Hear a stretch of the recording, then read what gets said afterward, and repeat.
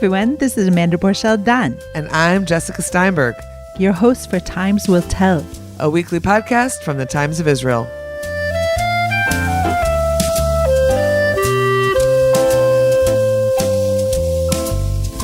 Hey everyone, it's Jessica Steinberg from Times Will Tell, and I'm in Butler, the cozy, intimate bar tucked into the back of Bellboy, one of the 6 bars in the legendary Bellboy hospitality group. Bellboy and Butler are in Tel Aviv, and Butler has this 1920s era vintage wallpaper, spotted mirrors behind the bar, tin ceilings in other parts of the bar. And I'm speaking with Bellboy co-founder Ariel Leizgold, one of Israel's 50 most influential figures in hospitality, who won the title of Israel's Bartender of the Year 9 times and won several international bartending awards.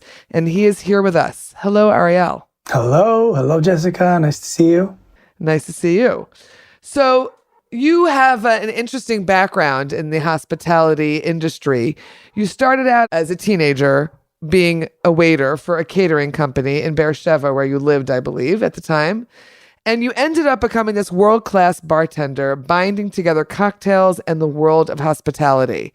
Now, I'm wondering if that was the game plan. No, it was never the game plan. It was actually, if you would ask my parents, the game plan would be for me to be a dentist or something terrible like that. Terrible, horrible. Because your parents, as I know, are both medical professionals, correct? Correct, yeah. They both went down the right path. Yeah, so no, if you would ask them, it would be whatever was expected of me growing up in old school Ashkenazi home. Firstly in Beersheba, then we moved to Givatayim, which is close to Tel Aviv. But it was always something like working in hospitality always meant being the black sheep, even after many years in hospitality. But you did say that your parents were hospitable people. Absolutely. It was kind of like the paradox for them because on one hand, they were not expecting me to go into the world of hospitality, bartending, waitressing, later on becoming a business owner, etc. in the field. However, every time I look back at my childhood and my boyhood, I have them to thank for giving me those values, for giving me all the ins and outs of hospitality and of connection with people, etc. So it wasn't their plan, but they were kind of like gunning for it even without knowing so. Right. And I think you might have mentioned to me in the past that, vodka wasn't something that wasn't known to be on the tables. Yeah. Well, just like, any old-fashioned Eastern European immigrant table, our dining room table was always filled with all kinds of booze and mayonnaise.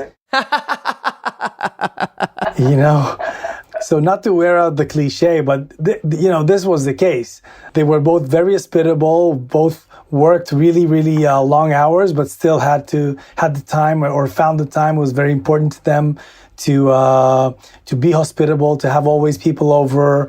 We would always discuss the size of the living room, whether it would be us moving house and then we needed to discuss, okay, is this living room enough for us to have the minimal amount of people that we wanted to have, or going away and visiting some friends, and on the way back home after gossiping, part of the gossip would be the size of the living room and the quality of hospitality, etc. So you learned from people who really knew what they were talking about when it comes to hospitality. Absolutely. I remember this one night I was in military service, and my friends and I, during this one weekend, I invited them over, and we had this like a real booze fest. The whole night we would drink and play cards and whatever. And so it's like 7 a.m. on a Saturday morning. My mom comes down from upstairs, and she sees myself and a bunch of other guys in the living room. Well, not, basically, really drunk. And she would get so upset with us. And at first I thought she got upset because, we were drinking and we were drunk in our living room, etc. But then it dawned on me she was upset because I didn't serve anything to eat. It was like 7 a.m. and my mom would fix breakfast for me and the guys. And she would say, Wow. listen, if you go out drinking, you need to eat. Otherwise, you get really, really wasted. That's a mom teaching her son how to behave in the world out there and how to be hospitable. That's a good story. Okay. Now you opened your first bar, I believe, 223, correct? Was that the first one? Yeah, we opened 223 in 2007, 2008. It was the first ever cocktail bar in Israel. Right. When Israelis still preferred vodka with Red Bull, correct? That was like the favored drink in those times. Not by you, of course. It was a complete desert in the field of cocktails and drinking in general. The public back in the day was very, very old-fashioned, very limited, very square, very set on its ways. So yes, back in the day, whether it be vodka and Red Bull or sweet white wine, other brands which were quite popular back in the day, but it was like very, very minimal. With respect to the range of how open people would be back in those days. What did you do? How did you change their minds about what is a cocktail? How did you even show them, explain to them, get them to try your concoctions? How did you get them to walk in the door? A few things. One, back in those days, before this was the internet, of course, was already a thing, but it was pre-Instagram. It was like the early days of Facebook. It was, in order for us to, primarily get educated on the field, we would literally have to read books, which is something that, is very rare these days. We would read books, we would travel, we would really research the old-fashioned way, the field. And New York City was very big and was I would say the first to arrive with respect to the renaissance of cocktails in the early 2000s. Right. A legendary bartender called Sasha Petarsky opened Milk and Honey in New York City, which was like the pioneer of cocktails on the international scene.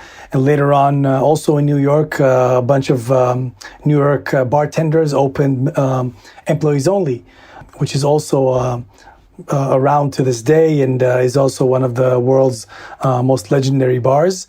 And those few bars opened in New York and later in London were the beginning of the renaissance of cocktails global. And so it was myself and a few other Tel Aviv bartenders, and we were kind of like beginning our journey in the Tel Aviv bar scene or the Tel Aviv cocktail scene. We wanted to create it, and then we took inspiration from Employees Only, from Milk and Honey, from other bars of the time, and we launched 223, and we set on the way that it would be the Mecca or the house of the Israeli cocktail. Okay, so what is now, all these years later, when cocktails are served on, obviously in many bars, on many restaurant menus. And of course, you guys are, you're at the center of the cocktail renaissance. What is Israeli then about Bellboy or about Butler or about your cocktail making and your cocktail hospitality? Is there anything specifically Israeli about it or Tel Avivi? I would say that everything that we do, we try to put Tel Aviv in our DNA, and we try to be, as we say, Tel Aviv about it. But not Israeli. Not necessarily Israeli, but it's, how do you say, we're connected. So, so you can't really, in particular on the global scheme of things, you can't really be Tel Avivian and not be Israeli. So obviously it's Tel Aviv means Israeli, but for me, I like to dive deep into what Tel Aviv is for me.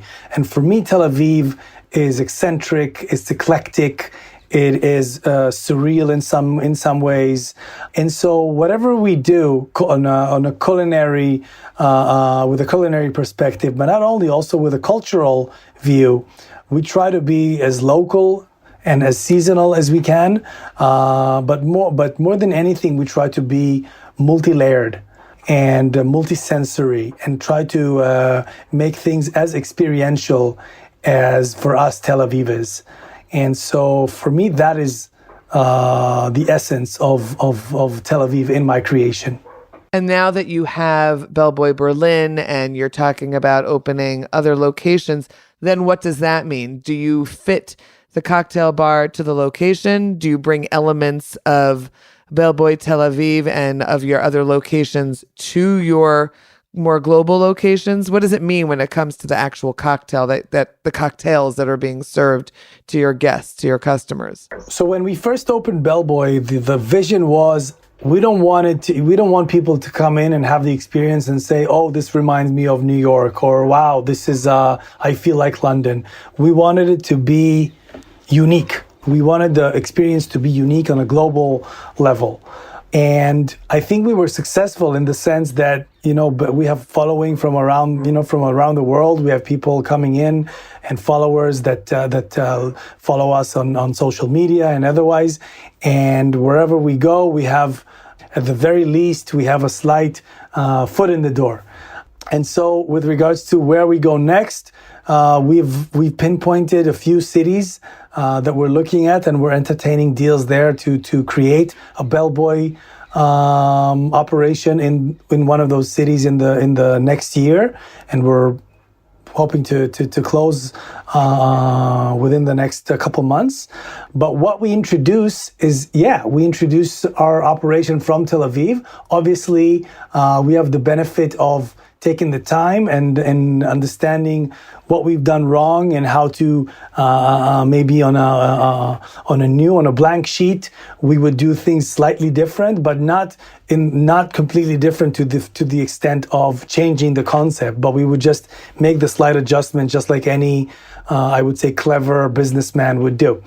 And you've got the Israeli hospitality, I imagine. That's obviously the big piece of this, not just the cocktails.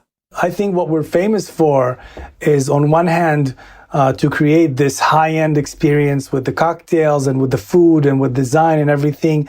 But what makes it really unique is that we are so fun-loving and so close and so warm and so somewhat even silly about it. Serving drinks with rubber ducks and so on, right? Well, for example.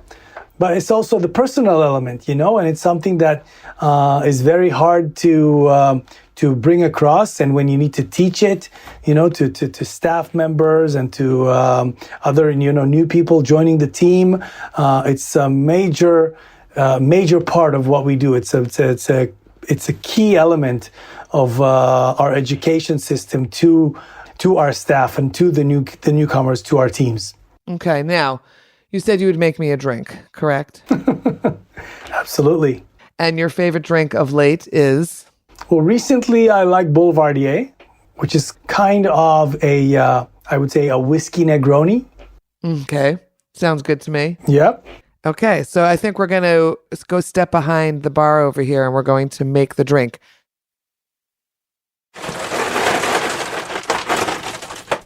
We pre-batch the Boulevardier in the samovar. And so, as I said, the blend that I was discussing, you would get it inside here.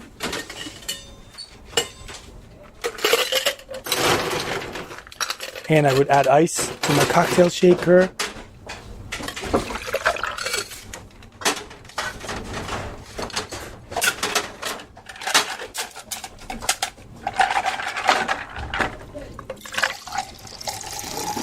We just throw it.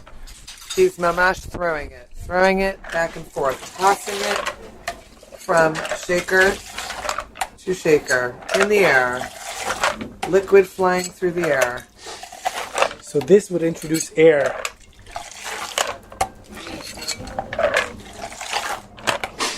to the drink. How many times do you do that? For about 30 seconds. Are you counting? Yes. That goes on for a while.